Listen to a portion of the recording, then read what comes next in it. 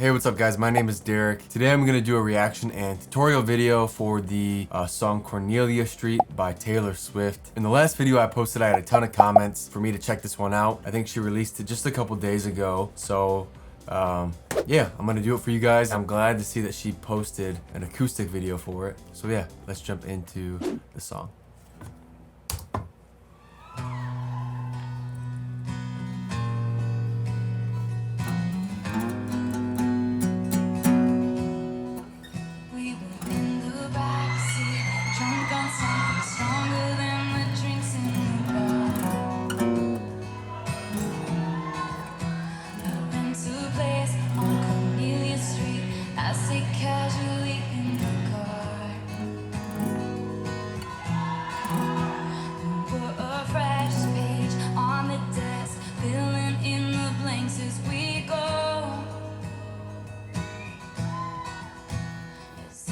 So right away I can tell she's in standard tuning, and the song itself is actually in the key of B. But what I think she's doing, and you can kind of see it in this clip, she has the capo on her guitar, and if you capo on the 4th fret, it allows you to play in the key of B, but you can use the key of G shapes instead of the key of B shapes. And key of G shapes are much more common of a shape in terms of chords and chord structure, and what you'll see people playing a lot of time. It just kind of simplifies the playing so that it's not as difficult to play. Because if you play the B, you gotta bar it like this. And so to get rid of some bar chords, if you capo on the 4th fret, just lets you play those G chord shapes. So that's what you need to do to play in the same kind of structure that she's doing. The street lights pointed in an arrowhead leading us home.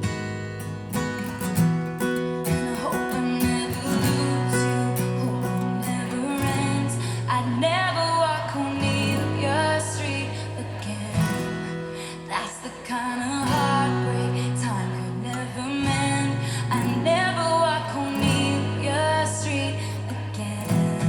And baby, I get mystified by how this city screams your name.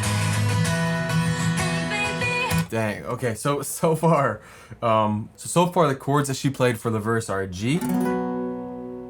She's played an F sharp over D, and I play it like this. You can also play it like this, where your thumb comes around to the 6th string of the 2nd fret. She played an E minor, and she played a C. And the chord progression was that too, so she played G to D over F sharp to E minor to C. And let me rewind it here too.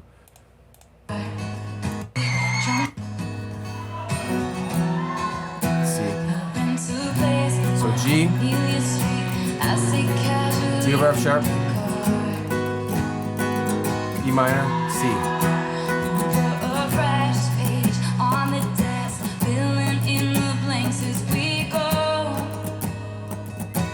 And the strumming pattern, I'm not too big on memorizing strumming patterns, because a lot of guitar playing is much more nuanced than just memorizing a very robotic pattern. But what she's kind of doing, the general idea of what she's doing is just a down, up, down, up, down, up, down, up, down, down, up, down, up, down, up, down, up, down, up, down, down, up, down, up, down, up, down, up, down, up, down, down, up, down, up, down, up, down, up, down, up, down.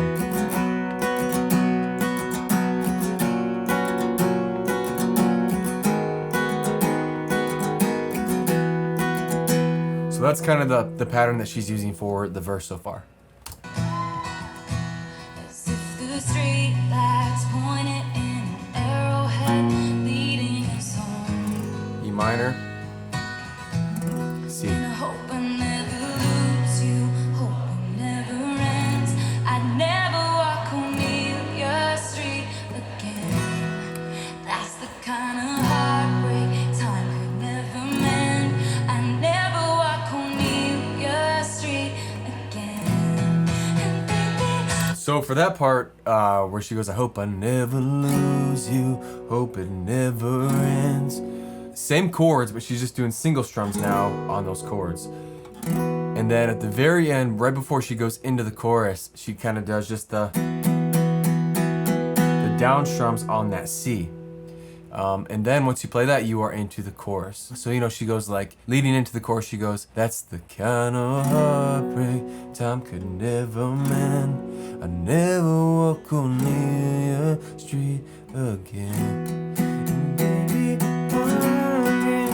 So you kind of go on that down strum pattern right before you go into the chorus, and then it's back to the G.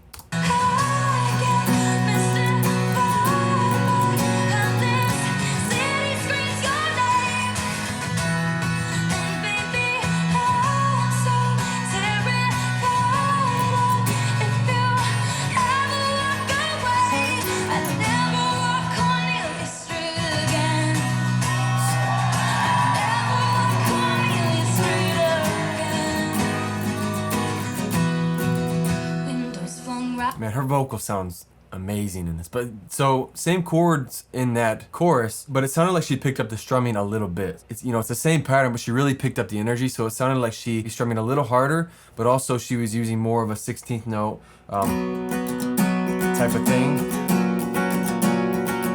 So there's not as many pauses in between the strumming. You know, instead of this, where I'm pausing there. Chorus, she's more so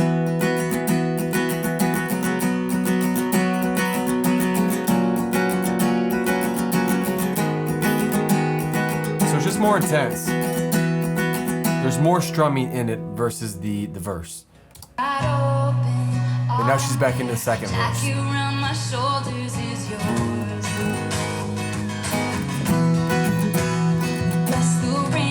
Same chord progression here.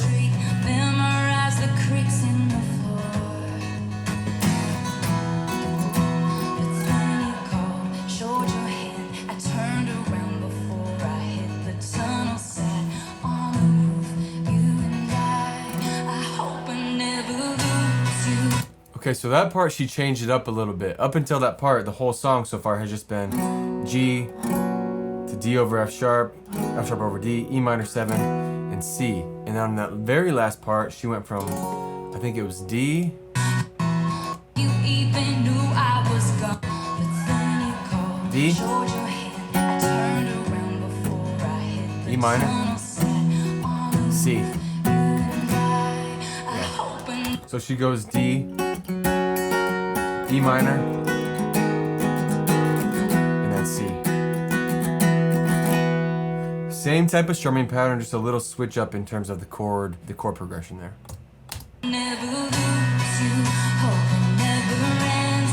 I never walk Cornelia Street again. That's the kind of heartbreak time can never mend. I never walk Cornelia Street again. And baby, I get mystified by how this city screams your name. And baby, I'm so terrified if you ever walk away. I never walk Cornelia Street again. I never walk Cornelia Street again. She sounds so good here. I mean, sometimes it's tough to tell, guys, because in a lot of, you know, what seems like a live performance, the mics themselves, they have these processors nowadays that can tune your vocal like in real time. And so with something like this, they definitely recorded the audio, and I'm sure there was a producer that mixed it all and maybe edited the vocals and stuff like that. But at the end of the day, her vocals sound amazing here. Like I bet if you were at this actual performance in Paris, that it sounded pretty close to this. I mean, this might be one of the best vocal videos from her that I've seen, you know, in a live setting type of thing. And then also she still did that. It's still pretty much the same throughout the whole song, you know. She'll do just the down strum with a slow build up right before she goes into the chorus. And the chorus is where she really picks up the strumming in terms of like speed. Not like she's not playing faster, but she's playing, there's more strums. There's not as many breaks as I mentioned earlier. And then on top of that, she's using more dynamics too. So she's really hitting the guitar with some volume during the chorus. Staying on the C, D, E minor, C. Barefoot in the kitchen, secret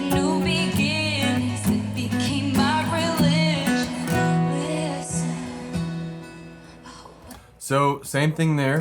This must be the bridge. Yeah, so she went from D to E minor to C, and then the second time she repeats that twice, and then the second time that she did it, she did a little bit of a muted pattern.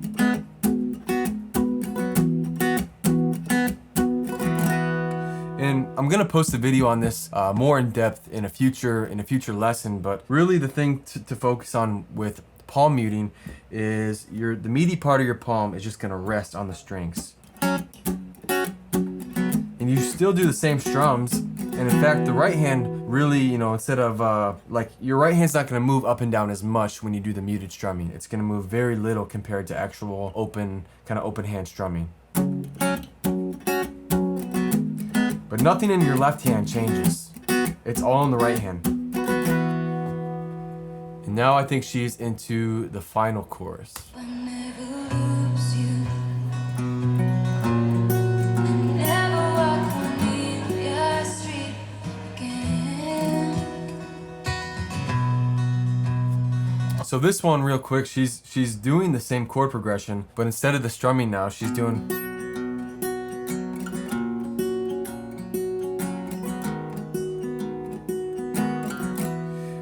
It's just a kind of like a hybrid picking pattern. So what I'm doing there is I'm picking the 6th string, and I'm picking 3 and 2, and then 3 again.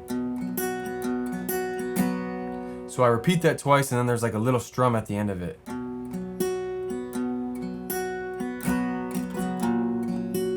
Same thing here. Same thing.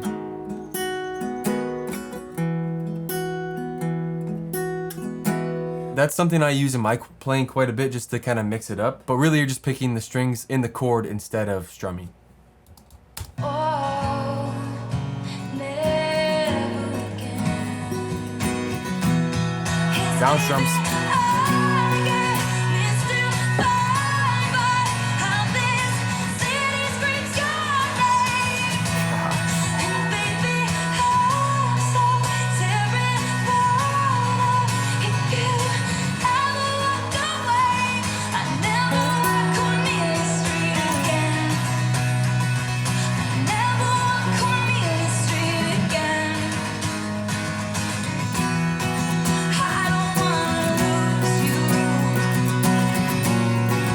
Same thing here.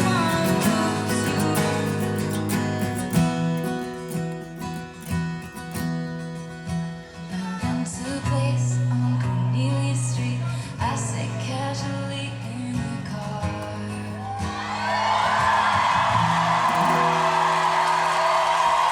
Hey, man.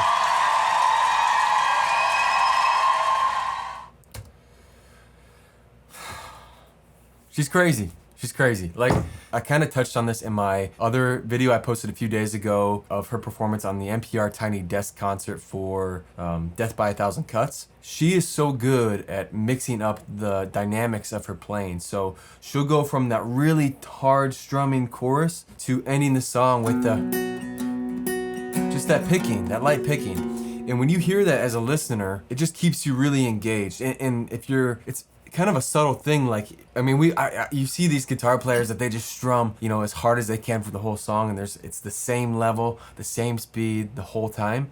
That's honestly a trait of a novice guitar player. Something like this, where you know you go in and out in terms of volume and strumming speed. Not strumming speed. I shouldn't say strumming speed, but just strumming, the amount of strumming, and then you have the picking. All of those things create this performance that leads into something like that. But make no mistake, like she's as big as she is for a reason. So to kind of recap, guys, really most of the song uses the chords G, F sharp over D, E minor 7, and C. And in that order too. And then the bridge had a D in it, to the E minor, to the C. And if you were going to use one strumming pattern too for the whole song, just to kind of make it more simple, what I would do is I would do a down, up, down, up, down, up, down, up, down, down, up, down, up, down, up, down, up, down, up, down, down, up, down.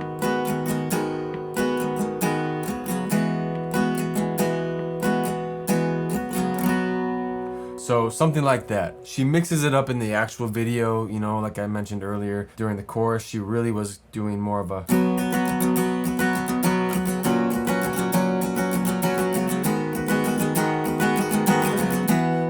There's more to it. If that's too complex for you, just do a down, up, down, up, down, up, down, up, down, down, up, down, up, down, up, down. You could also just do down strum, so you could go down, down, down, down, down, down, down, down.